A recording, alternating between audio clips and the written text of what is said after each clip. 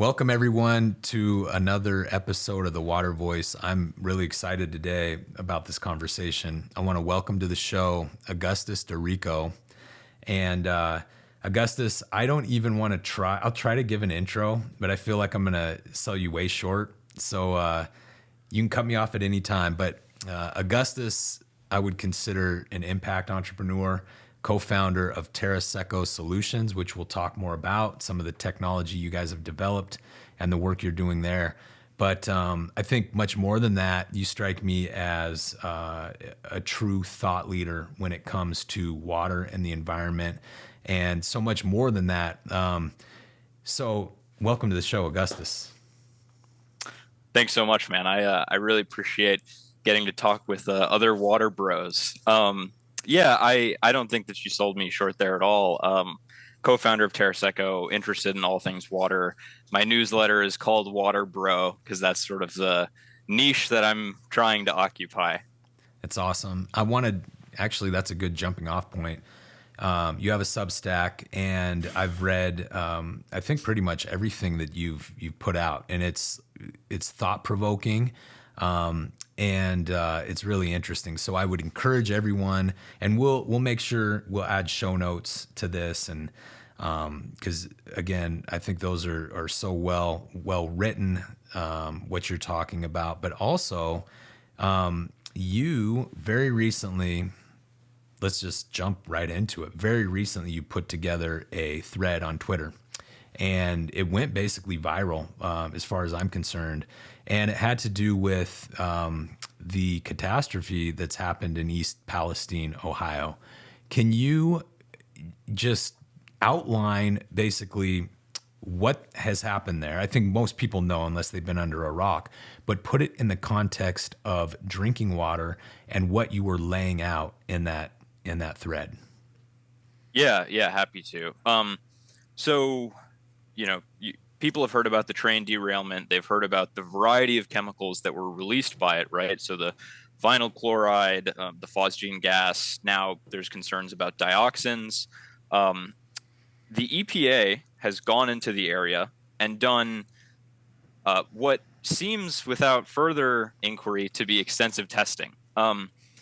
What they've tested is the source water for the municipal water utility of East Palestine, and then the treated water. So the water that is pumped up from the source and then sent through like the municipal water utilities treatment plant. And what they've found is that water is safe and only contains trace, nominal, non-risky levels of these contaminants from the train.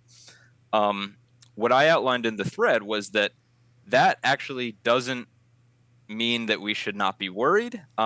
It is either sort of a mistake on the EPA's part to have only put out tests like this, or evasion of some kind, because obviously the source water and the treated water is clean since it comes from the aquifer beneath East Palestine, right?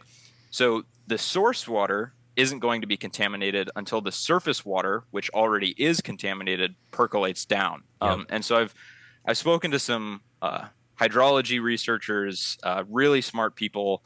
A guy named Aaron Mendel, he runs a company called Comet, and he did his master's in hydrology a little while back. And we need a lot more modeling to figure out whether it's going to be 2 months or 6 months or many years until the source water, the groundwater, is contaminated. But it will be, given how slow cleanup efforts are going. So I brought that up, and then I brought up some solutions to filtration, insofar as filtration is concerned, for the source water of East Palestine. So if the groundwater is contaminated, which I suspect it will be given how slow cleanup is going, we need two things. One, decentralized water treatment systems for residences that don't receive their water from the utility, and also treatment filtration at the utility itself for the majority of the town that receives their water from the municipal water provider. So what that looks like is really simple. It's really actionable, is very affordable, which is a concern that everybody has, right? Like nobody wants to spend tons of money on an infrastructure upgrade for a random town or a random village in Ohio, of all places, right? But I think for less than $1 million, you can install improved granulator activated carbon filtration at the municipal water utility, which will then feed into a reverse osmosis system that can distribute water to all of the people that have city water. And then you can do under the sink RO systems for all the people that have a private well that do not use city water. And those are like $1,000 a pop if you include installation and hardware. Altogether, probably something on the order of $980,000 to make sure everybody, despite the contamination, has clean water. So I've said a lot. We can get into the particulars of that, but that's sort of what the thread is about. That's really amazing. What struck me about it was how everything was so actionable. Like you laid it out, was concise. I am not sure, but I'm sure this is something you've looked into. Is and I think you even laid it out in the thread. But what's the size of some of these vinyl groups? Like 5 microns. I feel like I'm gonna pull up your thread actually. Yeah, sure. So I believe the term to describe most of the contaminants is polyamides. Okay. So these are relatively stable, like plastic monomers. So the monomer themselves is much smaller than a single micron. Hence the need for reverse osmosis even after a granulated activated carbon filter.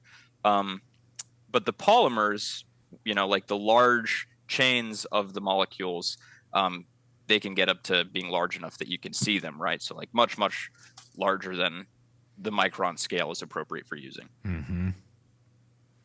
Man, that's interesting. I know what the response has been like on Twitter. Has this gotten you in front of, or at least a seat at the table with some decision makers or people that are actually on the ground there that are like, we need to move forward with something like this? Like, what type of conversations have come from this? Yeah, sure. So I got to correspond with the head of the water department of East Palestine. It's one guy that runs the whole operation. And it looks like you need either an executive order at the state or federal level to expedite approval of any infrastructure upgrade to the municipal utility, which is concerning because if you don't get that expedition, then the EPA has to do a full review process that can take months, if not years, right? So insofar as a central infrastructure upgrade is concerned, still trying to move forward with that through different channels. Like I'm gonna butcher the acronyms, so I won't even mention them. But there's a handful of agencies in Ohio that could also accelerate the timeline for a centralized infra upgrade. What I am more bullish on as a solution in the short term is getting everybody in East Palestine and under the sink reverse osmosis system. So I've spoken to a lot of people on the ground there, just everyday people that are drinking water, obviously. And I think that what we're going to do is we're going to orchestrate a nonprofit in the next week, raise some funds from the startup community and anybody else that's interested in helping, and then start shipping these RO systems to a distribution point in East Palestine. So whether I'm going to be there in person or not is TBD, but I think in the next month we can start installing these systems for I think there's 1,800 or 1,900 households there. And I think that even if we have to spend like $1.2 million to do it, which is about what I'm suspecting it'll cost, I think that that's well worthwhile and well worth my time in the next month to make sure that people have clean water, even if the utility can't give them that. That's fucking amazing. That's walking the talk. So, not just kudos. Let us know too when that gets set up and be in touch on that. That's pretty amazing. And this actually, I guess, is a good transition now. So the reason I wanted to have you on, I think, you epitomize like an abundance mindset. You're like, can tell you're always leveling up. And I want to talk about you're facing, and we face in our business, any startup founder really, you face these huge, daunting challenges in the day to day and then every week. But then when you're trying to solve big problems, it's 10 times harder, and it's like they can feel insurmountable at times. But can you give us all and give our listeners kind of a background? I mean, tell us about yourself, your background, what got you into this. If there are a couple, one, two, three defining moments that have put Augustus right here, right now with what you're doing. Yeah, totally. Well, I think that the overarching point is just that like God has opened a lot of doors for me, and I'm really grateful to him for that, and to all the people that have sort of introduced me to faith, because I think that optimism and like my abundance mindset, right, comes from a faith that I'm trying to nurture and grow every day. So that's sort of more of like the overarching thing that's led me to where I am. But practically, I went to school at UC Berkeley, and I'm not one of the crazy ones, for whatever that means to some of your listeners. And originally I was studying physics just because I wanted to have the option to understand everything. And what I came to find out is that physics is great for understanding things at the first principles level, but in really large systems, maybe if you do like computational physics, then you can apply that type of stuff. But it's more of a lab. It's more of something that you can use in a lab environment. So I switched my major to data science, and I studied data science at Cal for my last 2 years. So that's, AI, machine learning, all the buzzword stuff. And the reason why I switched to that is because you can apply machine learning, you can apply programming and vertical SaaS solutions to any array of industries. And I didn't know precisely what I wanted to do, but I wanted to have optionality and I wanted to have impact. So that's what I studied. And while I was at school, virtually, I moved to Texas because of the pandemic. And while I was in Texas working out at the gym, I happened to meet the biggest water well driller in the Dallas-Fort Worth area. And we sort of just started shooting the breeze, talking about, gym stuff. And he brought up to me that he was encountering all of these new permitting requirements and reporting requirements for groundwater users, right? So think HOAs, farms, corporate campuses, mostly those types. They now, because of the depletion of our aquifers in Texas, the Southwest, the Corn Belt, and we can get into exactly what that means in a little bit. But because the aquifers are running dry,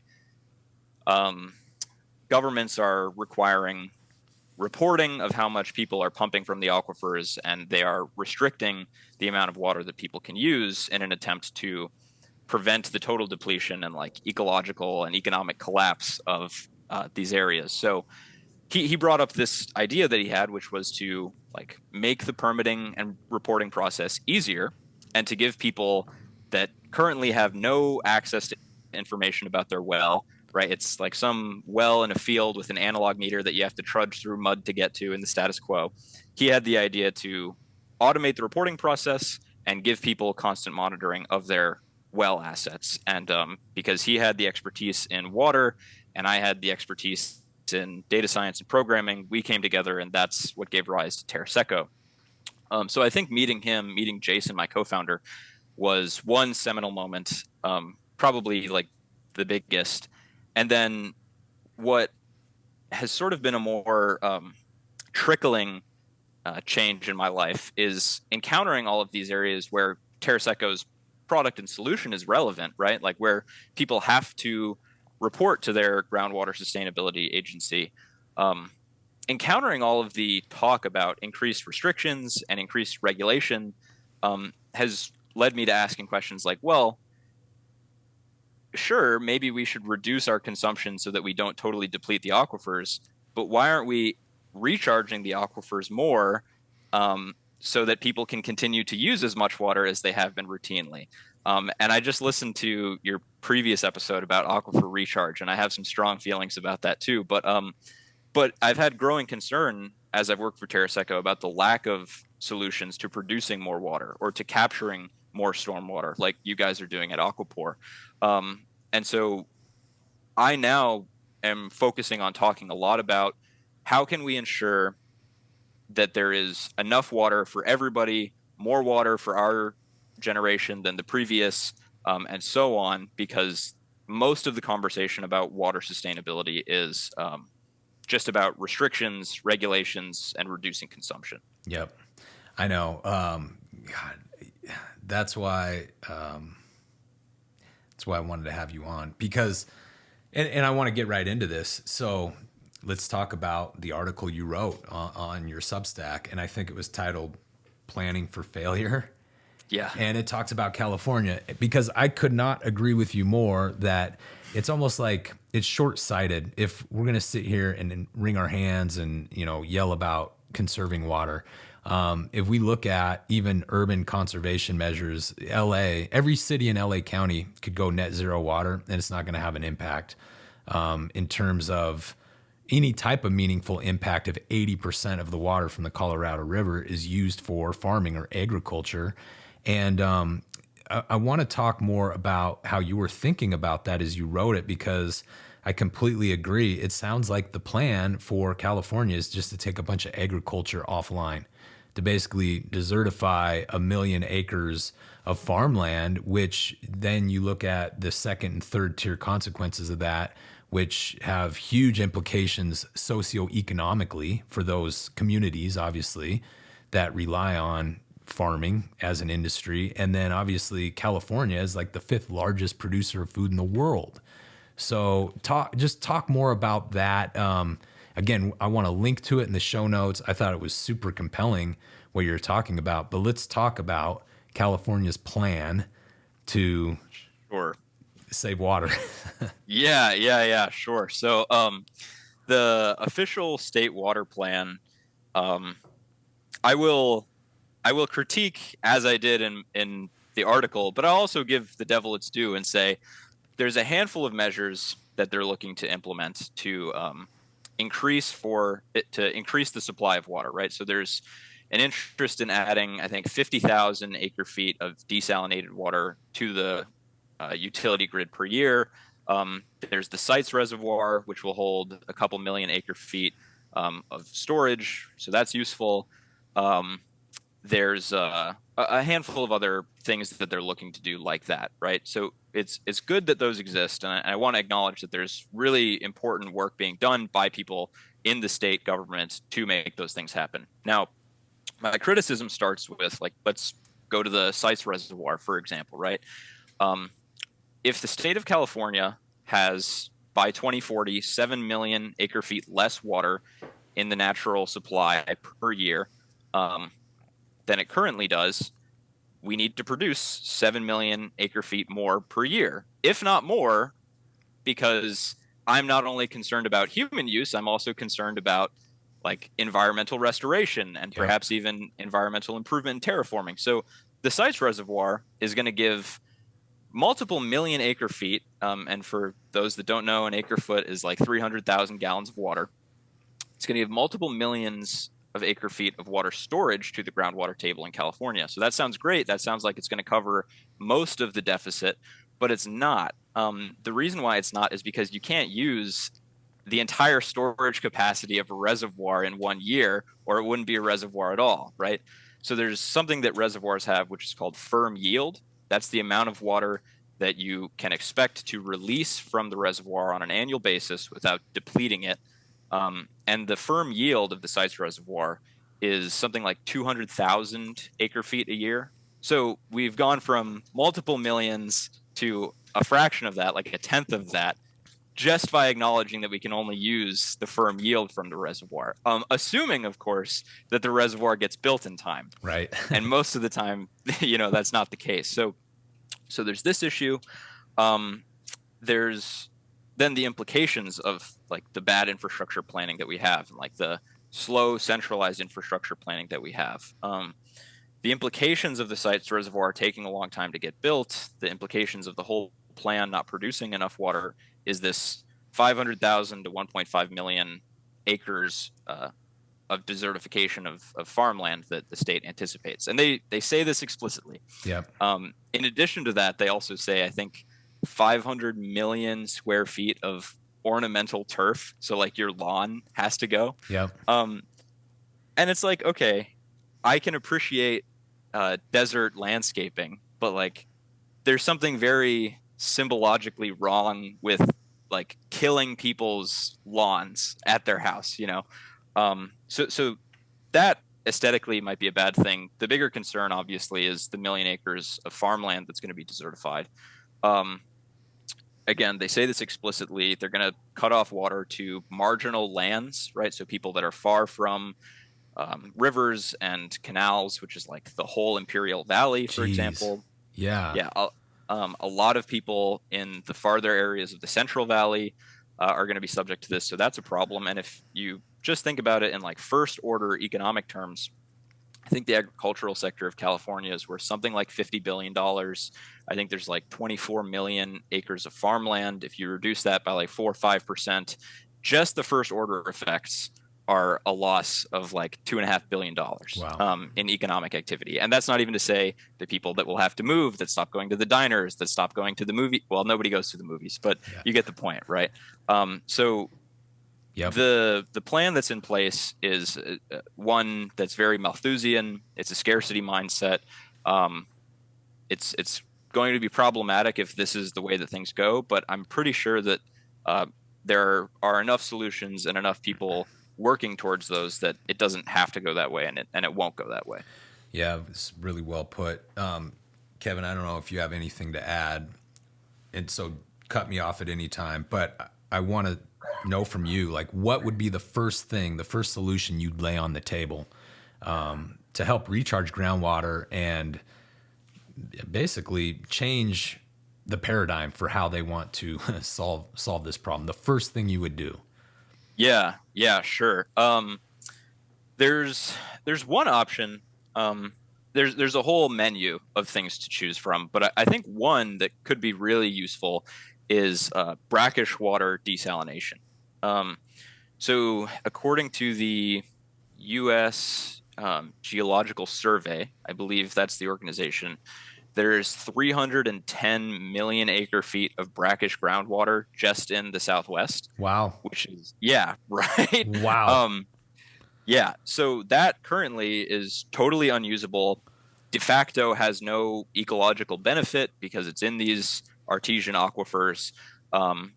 If all we do with that is, assume that there's 0.5% recharge naturally from rainwater, precipitation, surface water into those brackish aquifers where the salt deposits are that make and keep them brackish.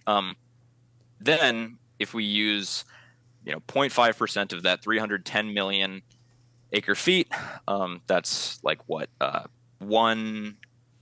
like 1.5 million acre feet per year that we could pump up, desalinate, and then pump back into the aquifers to the freshwater aquifers to recharge them. Right. So we could either recharge them or we could use that water outright to reduce the demand on the freshwater aquifers as is. So this is a really cool avenue because there's tons of these little scattered aquifers, brackish aquifers. One individual farmer, if they were interested, could set up one of these decentralized desalination plants like the ones from Comet that Aaron Mendel is working on, and I'll connect you to him just because he's another one of the 100 people working in water. A farmer could become totally autonomous without tapping into freshwater resources by desalinating this brackish groundwater, or rural municipal utilities could look into this too. So I think that even better than decentralized recycling, and even better than like huge centralized reservoirs or huge centralized desalination or cloud seeding, although I'm pretty bullish on that one too. Talk about that next. I think the first step would be brackish groundwater desalination. I like that a lot. Okay, so I guess where I want to go with this then, and we could talk about cloud seeding and some other approaches that are actually they're not so far fetched. But what this kind of speaks to me about is we have plenty of water. Okay, we already have an abundance of water. Now it just sounds like maybe an engineering issue, and I feel like everything is simply an engineering issue. Yeah. So, and I have some questions written down here, but I prefer the way the conversation's going. We're just kind of having it all out here. But I was going to ask then, what's it going to take? Is it policy shift? Is it capital? Is it that? Because I feel like technology's there. Am I wrong? So is it just policy shift, money? Like, what is it? Yeah, yeah. No, I'm totally on the same page about it being like an engineering problem. Honestly, I might even push back on that and say, like, you know what is an engineering problem? Like, an engineering problem is like nuclear fusion, right? That's a technology that like isn't quite there, that we need to do research on, and like engineers need to make happen. Yeah. Like water is almost a logistics issue more than it's an engineering one, or like civil engineering, yes, but it's more just about getting the water that we already have to the place that it needs to go. We don't need to reinvent the wheel and use, science fiction, never before seen technology to make water abundant. It's just about implementing existing solutions, right? So desalination exists. And I guess this gets into the policy question, right? Like desalination, if we just had nuclear fission reactors and approval for huge desal projects, then stormwater capture, cloud seeding, whatever would almost be irrelevant, right? Yeah. But we don't have those things because of just inertia, the policy environment. Like there was a huge desalination plant that was supposed to be built in Huntington Beach, California, called the Poseidon Water Plant, I think. Did you hear about that? Yeah, I did. Yeah, it got killed, didn't it? By the California Coastal Commission. Yeah, okay. Exactly. And the reason they cited for blocking it, like mind-boggling. They said if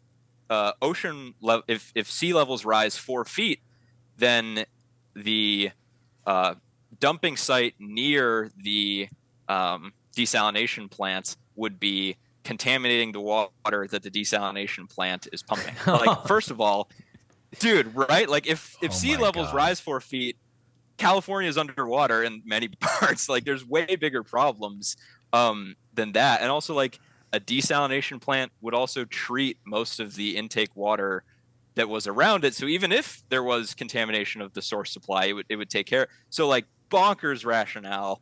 And just bonkers like policy and bureaucracy is in the way of water abundance insofar as these large scale infrastructure projects are concerned, right? So would I prefer a world where we could just build these huge plants and legislators would approve of them? Yes. So I think that changing public opinion and public policy about them to make people understand that if we implement this, we don't have to deal with drought and talk about drought.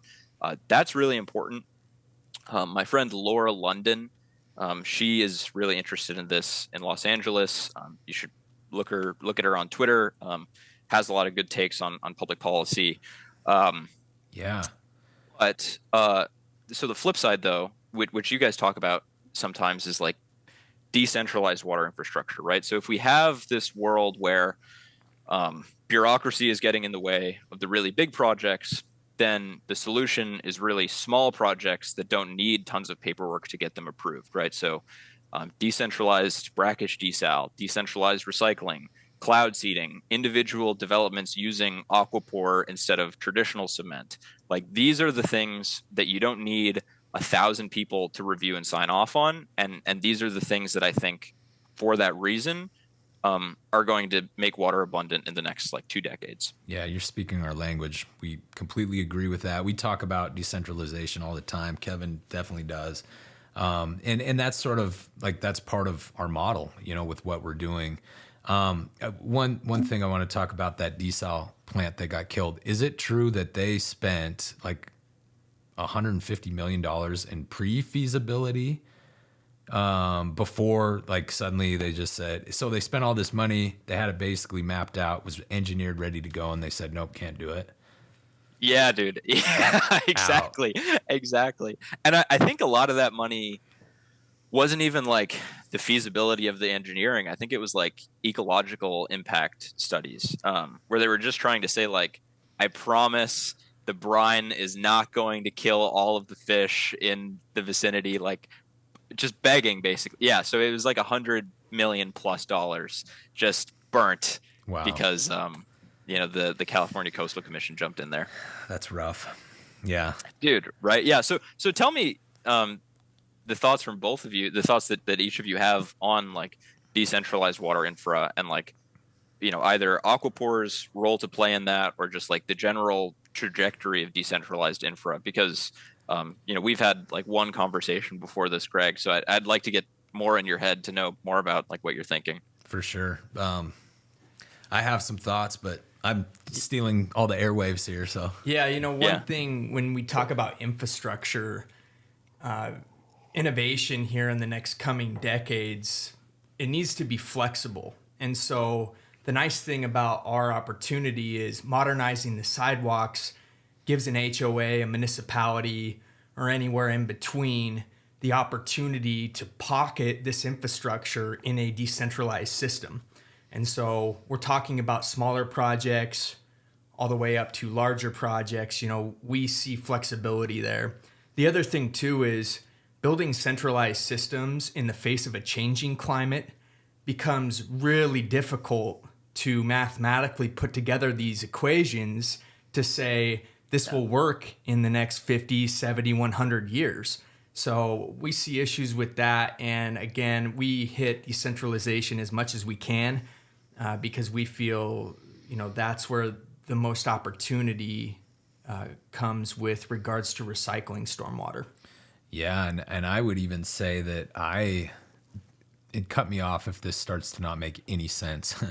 But I think decentralized water infrastructure within centralized infrastructure, and here's where I'm going with that. Here's one example, and this is something that we're working on, kind of developing. But think about this. And even if it's a separated stormwater system or a combined sewer system, water infrastructure in our cities is basically configured to collect, treat, and then discharge that water. And when it discharges that water, it's going into Santa Monica Bay, even if it's clean, or it's going into the Spokane River, or pick your body of water. So that's contributing to aquifer depletion, because what I'm getting at is, what if you had a way to redistribute that water to freshwater supplies or aquifers that needed it the most? And the thing is, the infrastructure and the piping grid is already in place to do that. And so embed super small, high pressure pipes within the network and have them run on be in fluid communication with each other, so that now you are not wasting any of that clean water, that effluent that's going into the Santa Monica Bay. Instead, you're bringing it to name the aquifer, or name, the source, the water source that needs it. So that's something I've been thinking a lot more about, is like, how can we do this simply to where it's just simply engineering? But I'm going kind of down that rabbit hole. But I think decentralization is the future, exactly for the reason that Kevin, you just said, is because we're relying on water infrastructure that relies on Atlas 14 data that, like, in the Pacific Northwest, our data is from like 1973. Yeah, the NOAA really blew it. And so it's like, you get these huge, this extreme weather event, and it's like, oh my gosh, everything is flooded out. And it's like, well, no wonder you sized the system based on data from 1970, so. And we know too that it's not a one solution fits all approach. We hit on decentralized infrastructure so much because it doesn't really exist as much as it should. Having said that, it is a myriad. We're all water guys here, right? It's a myriad of solutions that when it's put together, when it's all integrated, then you're really solving problems. And, I love that you said here in the next 2 decades, I think we really start seeing what solutions float to the top, what solutions become trusted, and then those become established in the 2040s and 2050s. Dude, totally. A lot of stuff just came to mind. So one, just to go from what you said, Greg, back to what you said, Kevin. I think that if you so the like aesthetics of using recycled water and like gray water, some people take issue with it. Largely, it's silly, right? Like it doesn't have to become potable again to be useful either for irrigation or something. If you had these like high pressure small pipes installed across the grid and then used the excess from them for like recharge within a city, like within metropolitan limits, that would be incredible. In part because like, the whole flood-mar thing that California is doing, dude. Generally, you got to fill us in. I've heard of it, but fill us in.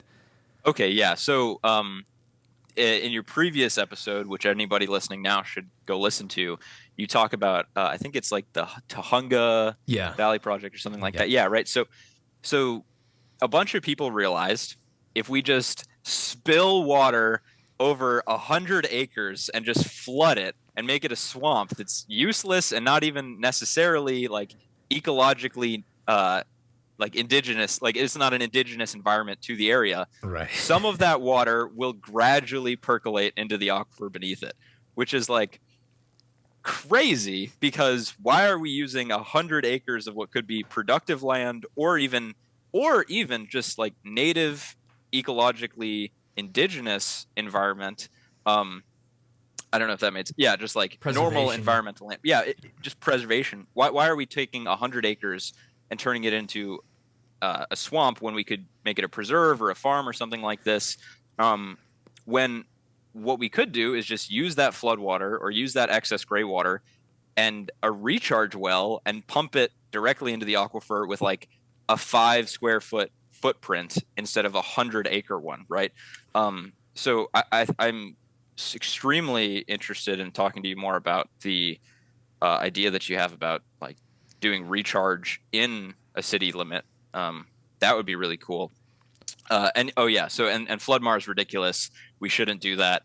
I mean, maybe we should. I'm open to a lot of different solutions, but like part of what rubs me the wrong way about it is like the symbology of it is so twisted in that, like you mentioned, in the last century, all of these, civil engineers were trying to hold water back to prevent flooding so that like humans could flourish in an area and establish homes and farms, and sort of like just thrive, right? Like we held floods back for the sake of human productivity and welfare, and now we are in the next century doing the opposite and making land inaccessible to people for some amounts of flow. And we don't even really know, because like hydrological models are so iffy, we don't know how much recharge we get from these projects. All that we really know is that we've dumped a bunch of water across land and made a mess. So I would love to talk to you more after this about like metropolitan recharge projects with excess water. And then regarding like a single HOA using Aquapore for their sidewalk, Kev, that I think would be something that new developers would go crazy for, particularly in Texas and California and Arizona, because right now when you're building a development, right, and you have some common area that's going to be irrigated or maybe some pond or fountain that's going to use groundwater, you have to submit a permit application for the amount of groundwater that you need to use, right? So for your annual allotment, you need to submit a permit application. If you can prove that by using Aquapore for your sidewalks, you're causing X amount of recharge to the aquifer beneath where you are, you can get X amount back in your allocation for productive use. And I know a ton of developers that would want to use something like that. It's a big deal. Yeah, that would be huge. Yeah. Man, I know we're going to have a second, a third, and a fourth, like, follow up. Cool. Not just conversation. We might just have to have you on every week. There's too much to talk about. But I want to switch gears real quick. And I want to talk about mindset, because I think this is super important. Especially in this day and age. I mean, we're no strangers to it. If you're on Twitter, if you're on social media, you look at the news, there's so much doom and gloom out there. So, but you seem to maintain this abundance mindset through it all, through all the noise. How do you maintain this moonshot mindset? And I think this is important we have a lot of listeners who, they're starting companies, they're trying to do difficult things. How do you maintain that mindset? Yeah, totally. It would be, we live in a better world if everybody had a mindset like this. So to the extent that I can, I don't know, share how to foster one for yourself, I'd definitely like to now and going forward. So the first thing, again, that I'll say, like, which maybe will resonate with some people, maybe won't for others, is like a faith in God, right? I am Christian personally. Like, on the cross, Jesus said, "It is finished." This is like to do with salvation and not like water particularly, right? But like the idea there is that like God's plan, if we have faith in it, will act out for our well-being and like the ultimate good of everybody, the universe, this sort of stuff. So not to get needlessly spiritual or theological. Hope. Yeah, hope. Exactly, right? So like faith in God, hope for the future. I get my hope for the future in part from my faith in God. So there's that for one. The second thing is it's just like being surrounded by other people that have a similar disposition, right? This is maybe trite advice, but just the energy that you get or the energy that you receive or have taken from you by those around you definitely matters. Like the startup community is by far the most like energetic and inspirational community of people that I've ever been a part of. So if that is something that interests any of your listeners, I encourage you to work at a startup or start a company, because you get to meet people like Greg and Kevin and have really cool conversations with them. So that's another thing that I think matters a lot. And then the last two like small things that I'll say is one, if you focus on like production rather than consumption of media, whether it's on Twitter or Substack or a podcast or something, and you cater your information diet towards like producing ideas of your own rather than consuming them, you're just naturally going to have less intake of the doom and gloom that does get put out there. And you can sort of create the narrative for yourself about what you truly believe and about how we can get to a place of abundance despite what everyone says. And then fourthly and lastly, just like go to the gym. Yeah. Yeah. If you just,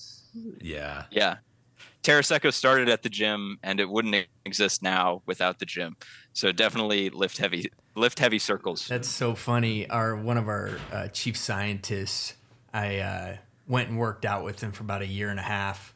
We ended up having these wild conversations about water where the rest of the gym would come up and be like, "What are you guys talking about? We don't understand it, but you sure are passionate." So I second dude. that. Very similar roots. Yeah. That is so awesome. Everything you said tracks, 100% tracks.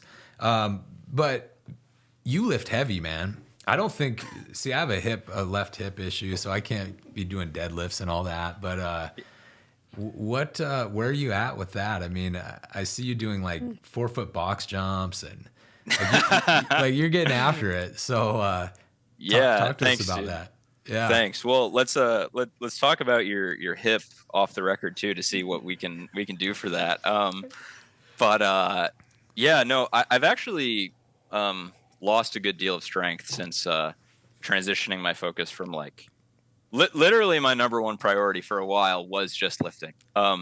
Which, if you don't know what to do with your time in your life, another solid place to start is lifting.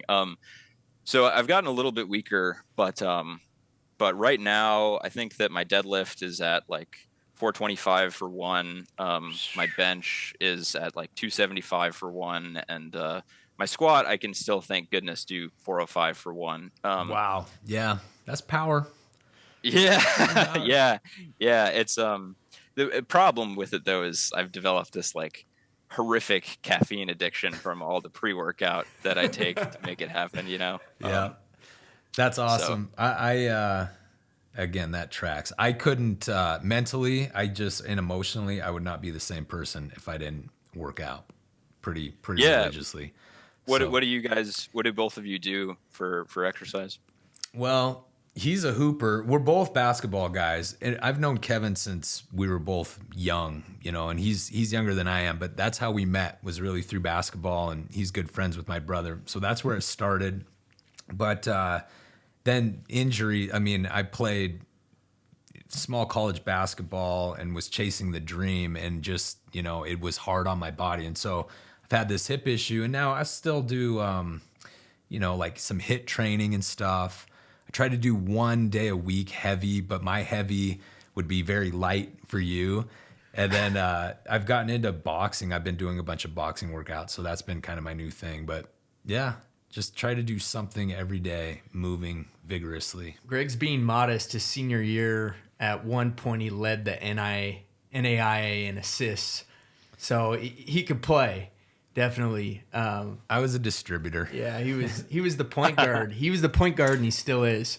I've been running lately. I find that runner's high is just a beautiful thing to get in your own space and release the tension of your work day and your work week. I'm still playing hoops a little bit, trying to find tournaments to play here and there, and then I lift occasionally. Not super heavy. I could probably learn a thing or two out of your book, but yeah, it's important to stay active, stay physical, and keep your mind fresh. Yeah, totally, dude. It's funny running. Have you ever heard of like a BDNF, brain derived neurotrophic factor? So it's like it's what causes neurogenesis in like a very simplified sense. So like new neurons, new connections, or whatever. Once you're an adult, the only serious way to produce more BDNF is by running. Like the only way to do that into I don't know, like time past when you're 25 is to run. So that's cool. I wish that I will start doing that more. I'm not gonna complain and say like, oh, I should. I will. I'll start running more. Yeah. But it's funny too. You guys mentioned playing basketball. Like I found my box jump does not translate to my actual vertical like at all. Like I can barely go for a jump shot still in spite of that. I think because of the mechanics of like lifting your hips up versus like actually going up. But yeah, no, it's different. It's definitely different. No, this is fun. Speaking of runners, Brennan, who's in here, how many consecutive days? It's been 5 years. 5 years. Every day for 5 years, he's run. whew, Yeah. So anyway, Ending this year though. yeah. Well, we're way off topic, and we don't have that much longer. I know you're a busy guy, but one thing I want to do too is I loved what you did yesterday when you kind of asked your followers and the people that we follow on Twitter is like, what are some questions you would have for this conversation or some topics we should talk about? Did anything jump out at you? Is there anything you think we should address there? yeah. There was one question that I think was really valuable from Laura London, who I mentioned previously, and a friend, John Forstmeyer. I've never pronounced his last name before. He's just part of the Twitterverse to me. But it was about efficiency improvements for farmers, like what they could do to improve, and whether we've already like maxed out the 80-20 rule for efficiency upgrades, meaning like, have we done everything that can be reasonably expected of farmers? And like any more efficiency would just be not worth the time. So in response to that, what I'll say is drip irrigation will make a huge difference for the water table because I think that you can reduce depending on the crop, right? Like not everybody can do this, but you can reduce the irrigation demand for a large scale farm by like 80% or more with drip irrigation, which if of the 38 million acre feet California uses each year, 80% of that goes to irrigation on an average year. Like doesn't take a lot of math to realize that you can reduce consumption by tens of millions of acre feet by implementing drip irrigation. Amazing. Yep. Yeah, so that would be huge. The drawback though is, it's an infrastructure overhaul at the end of the day, right? Like why are there so few water guys, right? Like why is our infrastructure so old? Nobody cares about this stuff. Nobody wants to deal with permitting and logistics. Is not as fashionable as being in finance or Web3 or Gen AI now or something like that. So it's a crazy paradox, isn't it? Because it's like it's the most precious resource in the world. And you're right. It's just like nobody really cares about it until they care about it. I don't know. It's weird. I didn't mean to cut you off. Keep going. No, you're good. It is weird, man. It's tragic. I think that like beyond water, food, transportation, energy, education, shelter, and like maybe defense, any industry besides one of those is kind of just this product of like gluttony and like societal decadence. Like not to get into that too much, but like the financialization of everything is kind of crazy. Drives like a lot me of nuts. people talk about they talk about like green water credits and like, okay, there is definitely some benefit to those in terms of creating incentive structures that create like, recharge projects or whatever. But also like, why are people spending energy on that when we could actually just solve the root problem, which is consumption and production of water? So, also drives me nuts. But tying back to the farming thing, barring drip irrigation, which like the burden of replacing their irrigation infrastructure should not be on farmers, right? Like I'm not going to come finger wag and tell them like, hey, you need to spend tens or hundreds of thousands of dollars to like rip up all this piping and replace it. And then also like the maintenance of drip irrigation is pretty brutal right now. Like if you get a little if you get a little like pebble in there, the whole system becomes useless. So I don't know what the solution is to that yet. And that's especially part of why, like, I don't think the burden should be on them to replace it. It should either be a subsidy or the technology should be improved such that it like economically makes sense for farmers to switch to this. And I think that that's like a good takeaway from our talk too, right? Like if you can create technologies that create financial and economic incentives to make water abundant, then you can like launder water abundance through the capitalist system that we have, right? Which is what I'm trying to do. Yeah, and you can attach IoT and all sorts of sensors to anything within water, and that's exciting. I want to bring the conversation full circle and put you on the hot seat here. You're now the director of water in East Palestine, and you have to make your top two decisions on how you preserve the aquifer within the next 5 to 10 years. What are those two things? Okay, I'm going to give you three. Sorry, but Okay. well, actually, your question was how to preserve the aquifer. So, like, actually, infrastructure aside, if this could happen tomorrow, then there may be a situation where then there would be a situation where we don't even worry about the aquifer a year from now. If we have three things, one, booms, which are basically like sponges, right? I don't even know why they call them that, but if we have sponges, adsorptive sponges, cleaning the surface water around East Palestine, and getting most of the contaminants out of the surface water before it percolates down. So, if we can do that in the next couple weeks, that would be a huge vector. It's huge. Those are an issue. Booms alone are an issue though, because they, cover the surface, they scrape the surface. So even if there is more of the contaminant on the surface, you want to get what's immediately below it too. So setting up either modular, portable desalination, carbon, or RO systems at the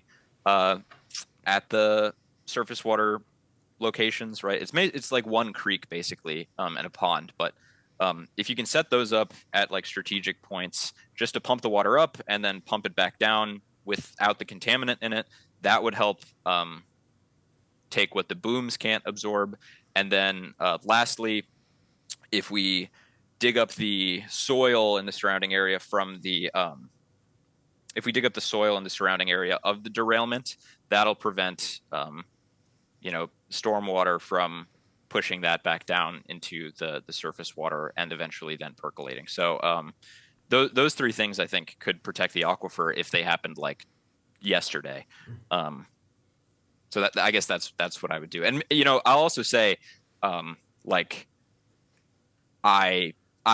think there are a lot of smart people that also might have alternative, better solutions that I don't know about yet. So I won't say definitively like that's it.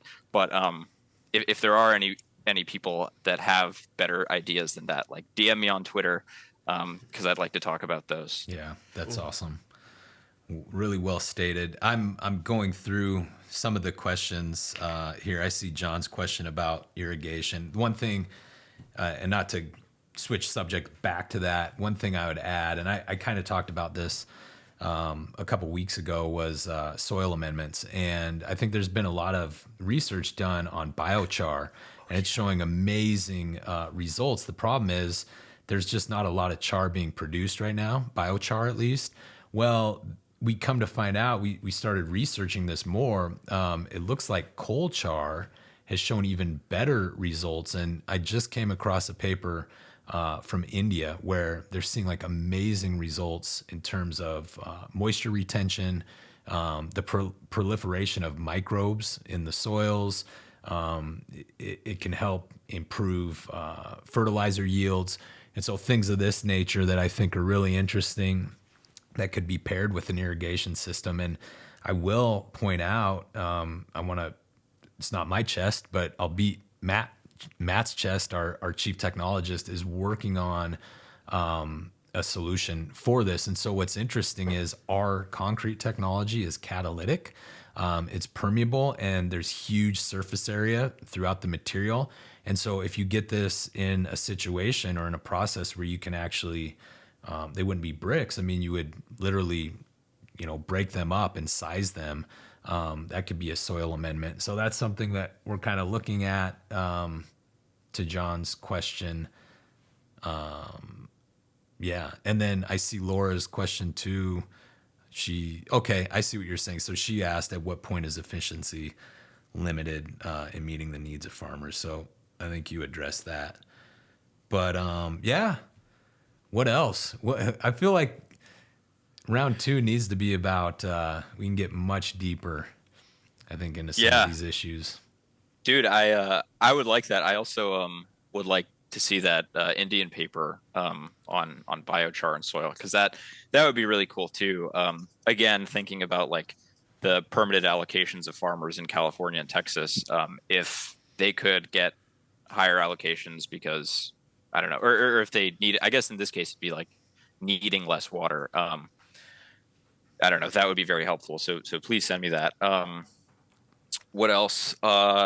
Yeah, I think that I would like to talk about cloud seeding, but I have something at 4:30, so I got to jump to that. I think. Yeah, you bet. So I take it you're in Dallas right now, or in Texas?